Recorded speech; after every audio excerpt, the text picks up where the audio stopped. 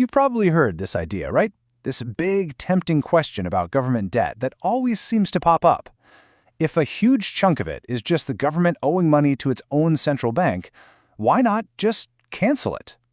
I mean, it sounds so simple, like a magic wand that could wipe away all our financial problems. But as we're going to see, the seemingly easy fix is, well, a total delusion. So let's just jump right into it. Let's tackle this idea head-on, because it feels like the ultimate financial cheat code. But to really get why it would backfire spectacularly, we first have to be crystal clear about who we're actually talking about. Who are the they in this situation? Okay, so you've got two main players in this game, the Treasury and the Bank of England. And honestly, the best way to get your head around their relationship is to stop thinking of them as these faceless government bodies. Instead, just imagine their family members living in the same house. So picture this. The Treasury, that's like the parent. They're in charge of the whole household budget, the income, the bills, the whole shebang. And the Bank of England, that's the adult kid. They're still living at home. Their finances are definitely linked to the families. But, and this is the crucial part, their money is their money. For the whole household to actually work, they have to be independent. Now, what do you think would happen if one day the parent just turned around and said, "Hey, you know that £1,000 I owe you? Well, I'm canceling that debt. We're family, right?" Boom. In an instant, all trust in that household is shattered. The kid's savings are gone. Nobody would ever trust a promise from that parent ever again. Well, that's exactly what canceling the debt would do to the entire economy's credibility. All right, so if just ripping up the IOU is a terrible idea, what about Plan B? What about some of the other clever-sounding financial tricks that people love to bring up? There are a few fan favorites. This one's a classic. The theory is pretty simple, right? If you let money become worth less over time, then the debt also becomes worthless. It's like slowly letting the air out of a tire. But in a modern economy, that's not a gentle release valve, it is a trap door. And here's where it all falls apart. Yeah, okay, a bit of inflation might chip away at the value of the old debt you already have. But the Bank of England's entire job is to stop runaway inflation. So what do? They'd immediately jack up interest rates. And that makes all the new money the government needs to borrow way, way more expensive. Any tiny saving you made is instantly wiped out. And you probably end up in a worse spot. This one just sounds so sensible, doesn't it? It's the national equivalent of having a garage sale when you're short on cash. You just sell off some public land, a few buildings, and bam, use the money to pay down what you owe. Simple. The problem is, it's a classic short-term fix that causes long-term pain. Think about it. It's like selling your car to pay this month's phone bill. Great, you've got a cash injection right now. But you still need a car tomorrow, right? So now you're stuck paying for Ubers or rentals, which cost way more in the long run. Selling off national assets is a one-time gain for a permanent loss. Now, I know what you might be thinking, but wait, what about Japan? Everyone points to Japan. Their debt is through the roof, over 250% of their economy, and they seem to be doing just fine. Why can't we just do what they do? Well, it turns out their economic household is run very, very differently from ours. Here's the core difference. Japan's debt? It's pretty much all in the family. It's overwhelmingly owned by their own citizens and their own institutions. The UK, on the other hand, owes a huge chunk of its debt to our neighbors, international investors from all over the world, and they can be unpredictable. Japan has had decades of super low, stable inflation.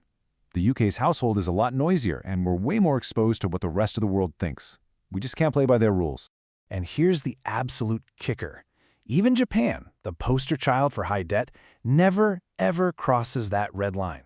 They don't actually cancel the debt. They just let it sit there. They quietly roll it over, basically forever, because even they know that tearing up the IOU would cause a global panic. It's all about managing the debt, not pretending it doesn't exist. So, if these financial tricks are all dead ends, the conversation usually shifts to just cutting spending. And this is where we run into a really persistent and frankly damaging myth, the idea that the real problem is just lazy people who don't want to work. You've seen this a million times online, right? Just make the unemployed take the jobs available. It presents this really simple, neat solution. The only problem is, when you actually look at the data for the UK job market, that story completely falls apart. Look at this. The data shows the exact opposite of the myth. The number of hours that people in the UK want to work is consistently higher than the number of hours employers are actually offering. So the issue isn't a shortage of people willing to work, it's a structural shortage of decent, stable work. And what about all that welfare spending? Where is the money really going? Well, this chart tells the story. The biggest slice of the pie, by a huge margin, isn't unemployment benefits. It's pensions for an aging population. And the next biggest slice? That's support for people who already have jobs. In fact, get this, nearly 2/3, 60%, of working-age households getting universal credit aren't work-shy at all. They already have a job. The welfare system is increasingly being used to prop up an economy where wages and hours are often just too low for people to live on.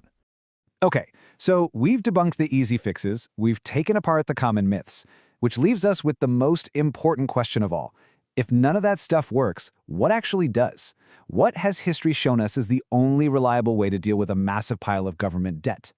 This timeline tells the whole story. After World War II, UK debt was at an all-time high, 250% of the entire economy. So what did the country do? Did it go for brutal cuts and austerity? No. It did the complete opposite. It invested on a massive scale, creating the NHS, modernizing the railways, building new towns, expanding education.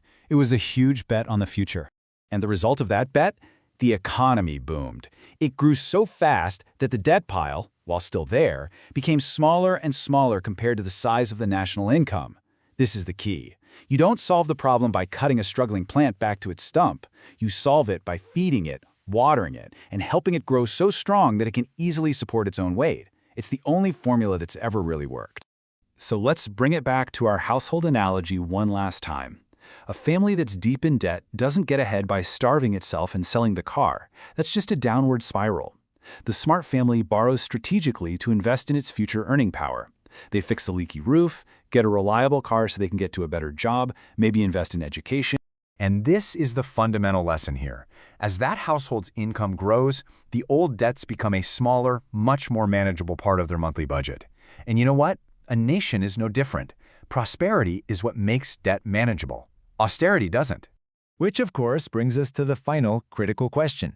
If investment-fueled growth is the only proven solution that works, then why has the UK consistently invested so much less than its peers for decades? Now that is the real puzzle we need to solve. And it's a question we'll dig into next time. Thanks for watching.